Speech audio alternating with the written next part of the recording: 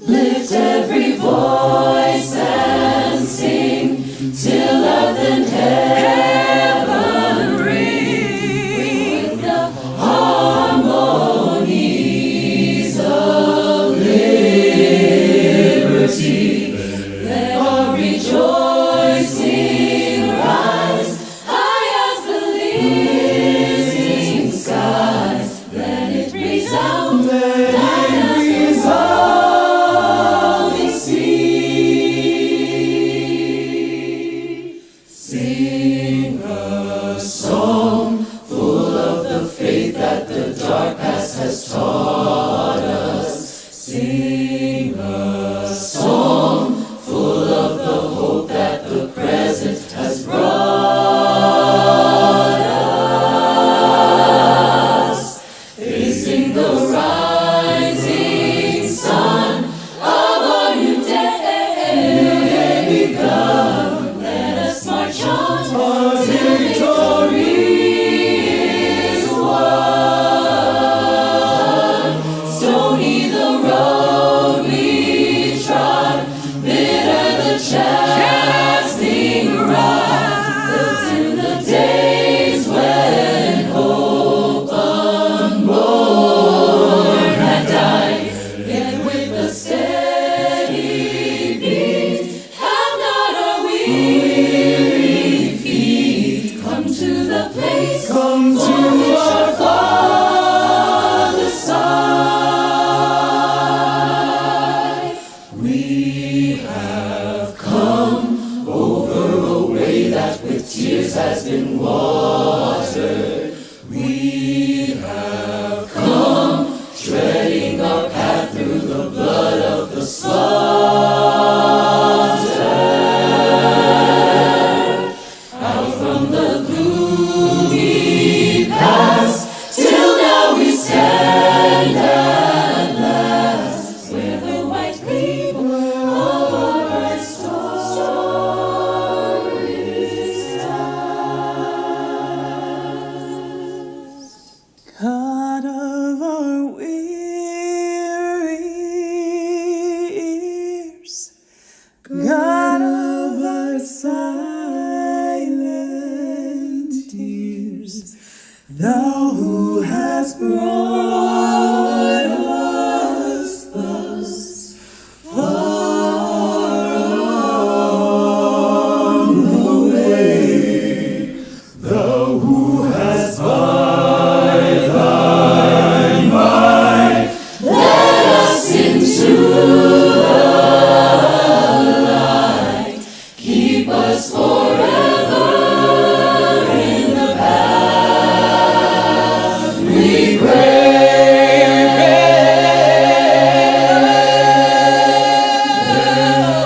Oh, let's not be straight from the places where we met. Hearts drunk with the wine of the world, we forget thee. Shadow beneath thy hand, may we forever stand, true to our God, true to our native land.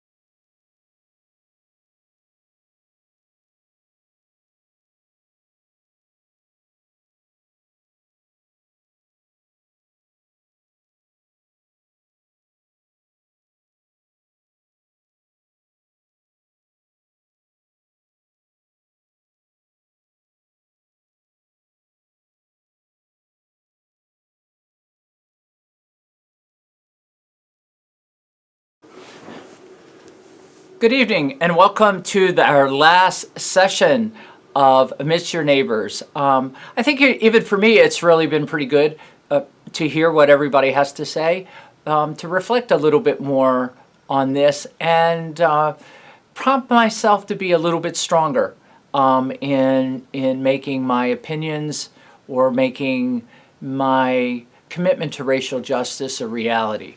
I think that's the greatest thing I got out of this whole thing. Tonight we're talking about moving forward, the next steps. What do we do? Okay, it's nice to be aware. Where do we go from here? So let us say a prayer. Dear Lord Jesus, you've opened up our brain maybe during these sessions. You've opened up our hearts during these sessions, and help us to unlock all our fears and lead us step by step, little tiny steps even, step by step, to be courageous about the things that are most important, which of course is that, all the people, all our neighbors can be treated with the same amount of respect and love. And help us to do that as a church, as individuals. And it may not be conquering the whole world or going out and protest or running for president, but in our lives, those situations will appear and help us to give us the strength to be able to respond to them appropriately. These things we ask in your name. Amen. Tell you a little story. I try to piece this together. Maybe somebody else will have a different point of view.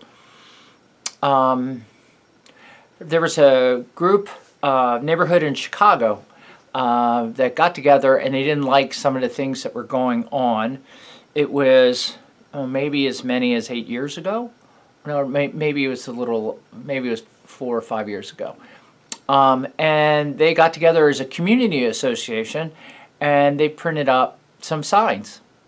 And they put those signs around, and I don't know where I was, but somebody piggybacked on this, and somebody piggybacked on that, and piggybacked, and lo and behold, I saw one. And I said, "Woo, what about this? What does this say?" This really says kind of what we want to say. This is what this is what Jesus Christ Church is all about. So I went to people on council independently, and as I always do, I kind of vet an idea and say, "Hey, what do you think about this? What do you think about that?" And then I got enough support that I turned around and went to council and said, "We're doing this." I don't think I put it up for vote. I said, this is consistent with what we are, and we should do this. And what we decided to do is put up these signs. Now, I didn't want to do it in of course, you get, you do it your own way kind of thing. I didn't want to do this and put up, I talked to the people. I could buy 50 signs. There was a Thriving grant, so there wasn't really a whole bunch of risk associated to it. But I didn't want to do it in a way that was, haha, look what we're doing kind of thing. I wanted to do it in a way that shared this idea with other people. And we talked about, Carrie and I had talked about it. And so we bought 50 signs. They were $5 each at the time. So I called the company. They only sold them in blocks of 100, but they agreed to sell me 50 of them for $250, which was the Thriving grant. So we bought these. And then we put them out. It was for we first did it for God's Work Our Hands, and we put them out in front of the church and lined the whole place with them. I mean, you all remember this.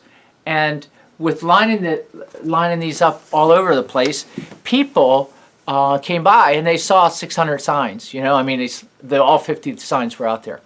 I didn't even give them to the people in the congregation. And after a day or so, we put a sign out and said, "Take one if you want one," and they were gone in like less than 30 hours. I mean, a day and a half, and they were gone. We turned around and did it again, and then we turned around and did it again. And the last time we bought 100 signs, and I think I got on the stick for some of the money, and I have, 25 left.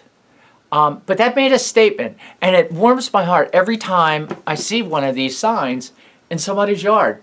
It might not be from us, but it doesn't matter. It means that they said they did the same thing I did. They saw that sign, they got it, and they put it on their front yard. And that's really a little thing, but maybe it's not. It was a big thing. That was a step. And for me, it was a big step. I was walking around to all the schools, introduced myself to the people at school, say, hey, like if you ever want to do a off-site planning meeting or whatever, come to our church. We'll gladly let you do that free. And hey, we're here to help. And they said, well, where are you at? The principal of the school, one of the schools I went, where are you at? And I said, well, we're at Contocton and Market Street at the corner. And she looked for a minute and said, oh, you mean that the church with the signs? The church with the signs. So again, maybe it was a bigger step than I thought. We did a commercial, a video. Paul Gallatin did a commercial, and that has been well received across the United States. People have called me up and asked me where you get the signs and different things like that. Little thing, But we put up signs in front of our church that says exactly what the Bible says. We don't hate people here. So anyway, today that's what we're talking about. What about those steps? How can we be so bold? And I kind of break it down into 4 parts. It's increased awareness. I mean, we understand that there's a problem. And I go off a little bit when people don't understand there's a problem.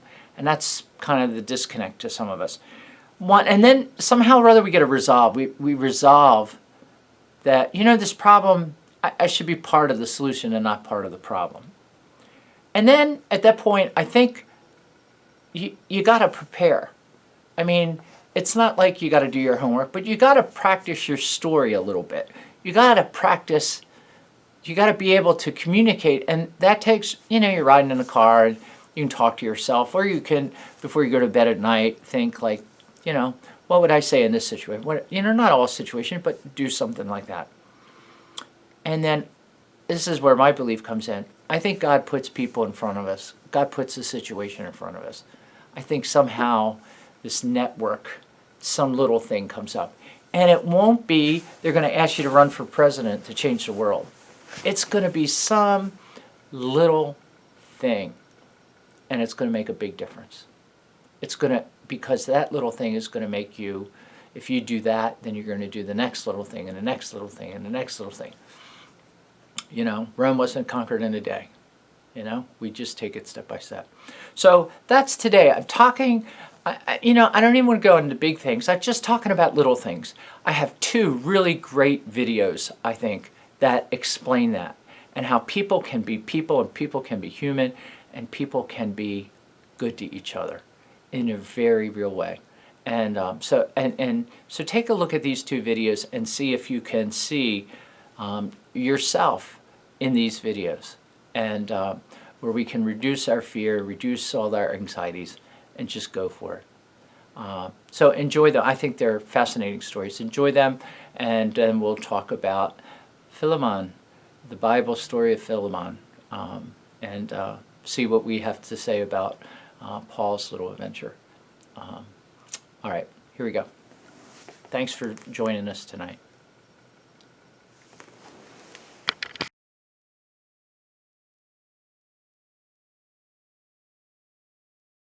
My sister-in-law, who's half black, half white, but looks white. Blue eyes, whiter than most white folks, very white.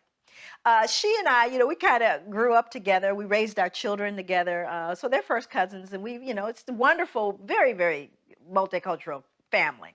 So we're going in a Safeway one day. And Kathleen, my sister-in-law, is in front of me. And she's, writing a check for her groceries. Now, my daughter, who at the time was 10 years old, was standing with me, and I was directly behind her, getting ready to get my groceries. So Kathleen comes up, and the checker, who is a strawberry blonde, freckled, very delightful, warm, the checker, this young woman, is talking to Kathleen. Hey, how you doing? Isn't it a nice day today? They're just chatting up. And says, yeah. So Kathy writes her check, and she steps off to the side with her groceries because she's waiting for me. Of course, again, Kathleen looks white, right? So I come up. No conversation. She looks up at me. Absolutely no, just little chatter. And I write my check. My daughter, however, is 10, notices immediately the difference in how she responds to me. So I write my check, and she goes, I'm going to need 2 pieces of ID. At which point my daughter looks at me and she gets very, very embarrassed, and tears are kind of coming up in her eye like, Mommy, you're not gonna let her do this. Why is she doing this to us, right? So I'm trying to figure out what I should do, because behind me are 2 elderly white women. Right? And I'm thinking, okay, so then I become the angry black woman, right? And they're gonna be, and I'm just trying to second guess all the drama. So then I just give her the 2 pieces of ID. I said, some things you got to choose your battles, right? And then it gets worse. She pulls out the bad check book, right? So this is the book that shows the people who've written bad checks. So she starts searching for my license in the bad checks, at which point it's just out of control now. Just as I'm standing there trying to decide what to do, and it's really deeply humiliating. Now my daughter is in full-blown emotionally upset, who's 10. My sister-in-law walks back over, and she steps in and she says, excuse me, why are you doing this? And the checker goes, well, what do you mean? She goes, why are you taking her through all of these changes? Why are you doing that? She goes, well, this is our policy. She goes, no, it's not your policy, because you didn't do that with me. Oh, well, I know you've been. She goes, no, she's been here for years. I've only lived here for 3 months. And so at this point, the 2 white elderly ladies go, oh, I can't believe what this checker has done with this woman. And it's totally unacceptable. At which point the manager walks over. So the manager walks over and says, is there a problem here? And then my sister-in-law again responds. She goes, yes, there is a problem here. Here is what happened. So you see, she used her white privilege. And even though Kathleen is half black and half white, she recognizes what that means. And she made the statement. She pointed out the injustice. And she, as a result of that one act, influenced everyone in that space. But what would have happened? I can't know for certain had the black woman said, this is unfair. Why are you doing this to me? Would it have had the same impact? But Kathleen knew that she walked through the world differently than I did. And she used her white privilege to educate and make right a situation that was wrong. That's what you can do every single day.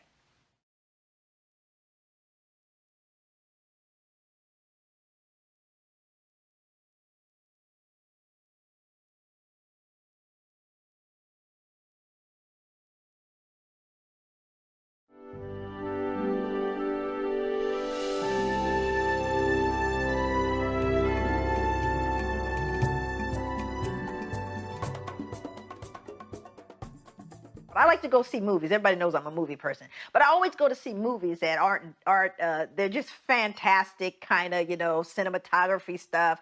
I don't want reality because I deal too much with reality. So I deliberately went because at this particular time it was King Kong. My fault. I own it. I go to see King Kong. And the only reason why, of course I had seen it, the earlier versions, but the cinematography for this new one was phenomenal. All the mechanics and all the new stuff. King Kong was doing all kind of amazing stuff. So I decided I was going to go. So I'm in, I don't know, at Baltimore. I don't know where I am traveling. And I'm with this friend of mine named Dennis. So we go in. I didn't realize the movie was 3 hours. First of all, I had to go to the bathroom when I got in. So I had to get out. And so I'm trying to figure out when during the movie do I run out.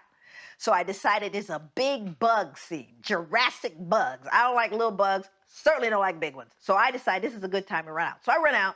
And as I'm running out, this is like the first day opening. So there's like 5 theaters of King Kong. So this guy runs out with his son, white man. He's like mid-30s, and he's got this son, looks about 8 or 10. So they're running out, and I'm going, whoa, that was out of control. The bug scene. He goes, oh boy, was it? I said, yeah, that was clearly the worst part so far. So the father runs in, but his son stops and goes, yeah, I didn't like those black people. And I'm going, why me? Is it me? Do I have like a sign on me, right? And then the kid runs in the bathroom. So I go back in the show and I tell Dennis what just happened, and Dennis falls out laughing. He goes, Joy, this only happens to you. And I'm going, but because there's a scene where and here's the thing about it. This is so amazing about the scene. There's a scene of cannibals, but they're not black people. They're all kind of people. And right now they got to be politically correct. So you had Asians, and they zoomed in so you could see even the main character was a blonde woman with blue eyes. But they physically were all black, even though they represented different ethnicities. Because, they couldn't have all black people in there, not in this age. So, but the little boy, he couldn't see that subtlety. So I'm sitting there, now I'm upset because I couldn't process. And Dennis goes, Joe, you can't process this. It's over, it's done. There are thousands of people. You're never going to be able to fix this, right? So I'm sitting here, I'm messed up for the rest of the movie. So the movie is over, we walk out, and there are droves of people coming out. And who do you think is standing there leaning on the rail? Was this man and his son. And I say, Dennis, this is a... He goes, no way. I said, yes, Wade, that's him. So I walk over to the man and I said, do you remember me? He says, yeah, you ran out during the bug scene. Well, they were waiting for the daughter to come out of the bathroom. That's why we were leaning, waiting at the room. I said, can I ask your son something? He says, certainly. So I say to the little boy, I said, now that you've seen the whole movie, because, King Kong bites it in the end. I'm figuring that's pretty bad. I said, what do you think the worst part of the movie was now? He goes, those black people. And his father goes, whoa, I'm sure. Well, yeah, they were. He was told the father. I said, listen, I know your son's not a Nazi. Don't worry about it. That's not what the issue. And the son runs off. I said, the issue here is that they weren't all black people, but that's his image. Because you see, it wasn't the monsters that were horrific. It was those people were. And that's the image in his mind. And he's so young, he couldn't see that there were actually different groups of people as those cannibals. He only saw black people. And his father, you could just see, was tortured. He says, I don't know. This problem is so big. I don't know if we can ever make it right. And I said, you see, now we're having another conversation, he and I. He goes, it's just so big. I don't know if we can make it right. I said, perhaps. I said, I have to believe that we can. And so his daughter runs out, and now he has a son and his daughter, and he's disturbed, though, you can tell. And he's walking away, and Dennis looks at me, and I look at Dennis, and he gets to the escalator, and he stops, and he takes both of his children, and he turns around, and he walks back to me, and he says, but I will make it right with them, because I can make it right with them. You see, that's where the healing begins, That's where, those moments.